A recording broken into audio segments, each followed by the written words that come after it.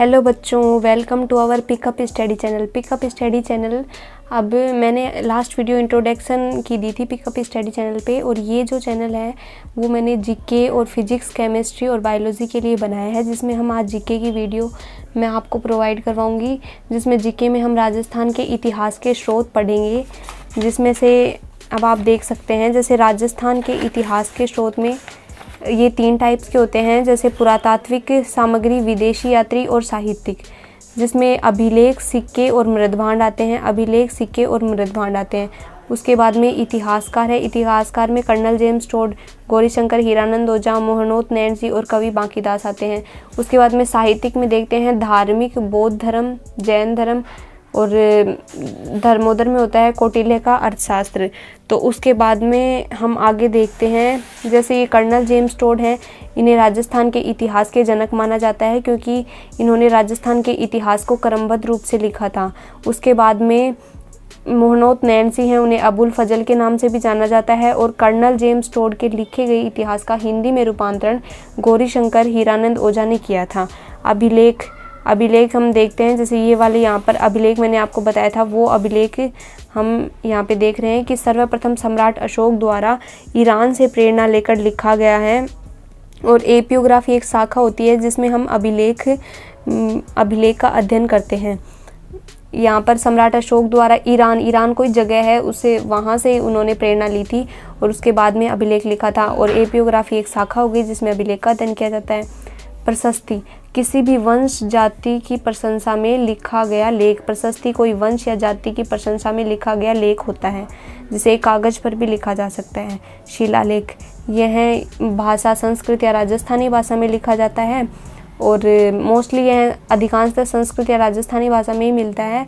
उसके बाद में यह नागरी में भी मिलता है, और भी अनेक भाषाएं हैं जिनमें यह मिलती है। और जो शिलालेख होता है वो मंदिर, तालाब के किनारे, बावड़ी पर भी मिलते हैं, और ये जो प्रशस्ति होती हैं वो कागज़ पर भी मिल सकती हैं। पत्थर, शिलाओं और दीवारों पर लिखे गए लेख शिलालेख कहलाते हैं। ये एक तरह से शिलालेख की डेफिनेशन है कि पत्थर, शिलाओं और दीवारों पर लिखे गए लेख शिलालेख कहलाते हैं। उसके बाद में हम देखते हैं सिक्के हैं, वो किसी भी राज्य की सीमा का संकेत करते हैं। मतलब जो सिक्के होते हैं वो किसी भी राज्य की सीमा का संकेत करते हैं, धार्मिक जानकारी देते हैं, आर्थिक व सामाजिक जानकारी भी इनसे प्राप्त होती है। उसके बाद में हम देखते हैं मृदभांड होते हैं मिट्टी के बर्तन। निम्न स्तर, मध्य स्तर और उच्च स्तर, ये 3 इसके स्तर हैं, जिसमें जो निम्न स्तर होते हैं उसमें लाल व काले रंग के होते हैं। मतलब जो मिट्टी के बर्तन होते हैं उसमें पहले रेड और फिर ब्लैक कलर आता है। मध्य स्तर में पहला काला और दूसरा लाल रंग आता है। उच्च स्तर में चित्रित धूसर कलर होता है। अभिलेख, शिलालेख, प्रशस्ति है, स्तंभ लेख, ये हमारी हेडिंग है। उसके बाद में हम इसमें पढ़ेंगे पहला घोसुंडी का शिलालेख। ये जो घोसुंडी का शिलालेख है, यह शिलालेख घोसुंडी गाँव में मिलता है, जो चित्तौड़गढ़ में है। ये गाँव चित्तौड़गढ़ से प्राप्त होता है ना। और उसके बाद में खोजा, मतलब इसे सर्वप्रथम खोजा था 1887 ईस्वी में कवि राजा श्यामल द्वारा खोजा गया था। इसी के द्वारा एक वीर विनोद ग्रंथ भी लिखा गया। मतलब ये जो कवि राजा श्यामल हैं, इनके द्वारा एक वीर विनोद ग्रंथ लिखा गया था। तो सर्वप्रथम इस शिलालेख को पढ़ने का श्रेय डॉक्टर भंडारकर को जाता है। मतलब ये जो घोसुंडी का शिलालेख है, इसे सबसे पहले डॉक्टर भंडारकर ने पढ़ा था। भाषा इसकी संस्कृत हो गई, यह संस्कृत भाषा में मिला। और जानकारी हमें इससे 5 टाइप की प्राप्त होती है, जैसे यह लगभग ईसा पूर्व 2वीं शताब्दी का है। राजस्थान में वैष्णव या भागवत संप्रदाय का सबसे प्राचीनतम प्रमाण इसी में मिलता है। लिपि इसकी ब्राह्मी लिपि हो गई। यह शिलालेख एक मंदिर पर मिला। मतलब ये जो शिलालेख है वो एक मंदिर पर मिला, जो राजस्थान का सबसे प्राचीनतम वैष्णव मंदिर है। इससे एक और शिलालेख मिला, जिसे हाथीबाड़ा का शिलालेख भी कहा जाता है। तो यहाँ पर हमारा ये घोसुंडी का शिलालेख है, ये कंप्लीट होता है। उसके बाद हम देखते हैं मानमोरी का शिलालेख। मानमोरी का शिलालेख होता है वो हमें मानसरोवर झील की पाल पर मिलता है, जिसमें आपको दिखाती हूँ। मानमोरी का जो शिलालेख है वो मानसरोवर झील की पाल पर चित्तौड़गढ़ में मिला। चित्तौड़गढ़, पाल मतलब कोई किनारा, पाल मतलब किनारे की तरफ मिलता है, ठीक है। उसके बाद में देखते हैं, इसे कर्नल जेम्स टोड द्वारा उठाया गया। मतलब कर्नल जेम्स टोड हैं, उन्होंने इसे उठाया था और इंग्लैंड जाते समय एक समुद्र में फेंका।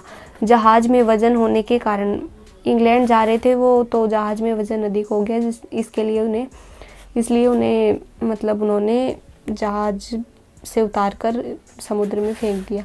कर्नल जेम्स टोड ने कहा कि इसमें मौर्य वंश की जानकारी मिलती है। ये जो शिलालेख है मानमोरी का शिलालेख, इससे हमें मौर्य वंश की जानकारी मिलती है। सम्राट अशोक के शिलालेख, इसके 2 शिलालेख थे। पहला भाब्रू का शिलालेख था, दूसरा बैराट का शिलालेख था। विजय की पहाड़ी पर ये दोनों शिलालेख पाए गए, विजय की पहाड़ी में मिले दोनों। और 1837 ईस्वी में तो कैप्टन वर्ट ने भाब्रू का शिलालेख खोजा था और बैराट का शिलालेख 1877 ईस्वी में कालाइल कोई अंग्रेज था उसके द्वारा खोजा गया, जिसका वर्तमान नाम विराटनगर है जो जयपुर में है। भाब्रू का शिलालेख 1840 ईस्वी में कलकत्ता संग्रहालय में ले जाकर रख दिया गया था और आज यह वर्तमान में वहीं सुरक्षित है। जानकारी हमें से ये मिलती है कि मगध के राजा सम्राट अशोक थे। अशोक के 3 रत्न बुद्ध, धम्म और संघ इसी में लिखे हुए हैं, मतलब इसी शिलालेख पे। और सम्राट बौद्ध धर्म के अनुयायी थे, ये भी हमें इसी में मिलता है।